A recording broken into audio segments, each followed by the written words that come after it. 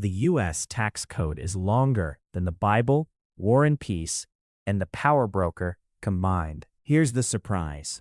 The literal statutes run about 2,600 pages. Add IRS regulations and revenue rulings, and the full body of tax law reaches roughly 4 million words.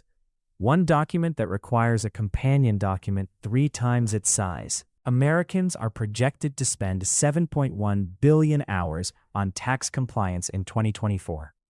The compliance burden, time, software, professional fees, runs $414 billion annually.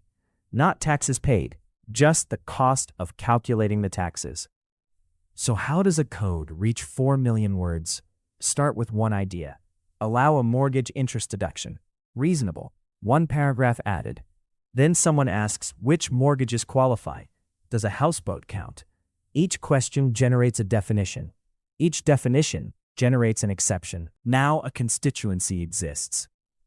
Homeowners, builders, lenders. Each group has a representative. Each representative has an amendment. Every deduction is a constituency. Complexity isn't a design flaw. It's the residue of 1,000 perfectly reasonable exceptions.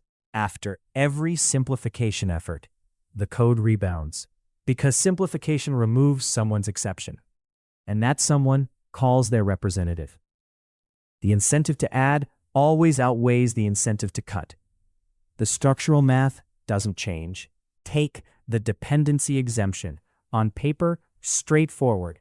In practice, claiming one dependent means passing a relationship test, a residency test, an age test, an income test, and a support test. Miss one, and the claim's invalid. The system working exactly as designed. More than 80% of Americans say the tax code should be easier to understand.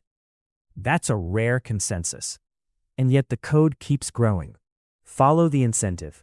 The gap between what 80% of people want and what the legislature produces isn't a mystery. Interested to learn more? Watch the full video on Audit pending.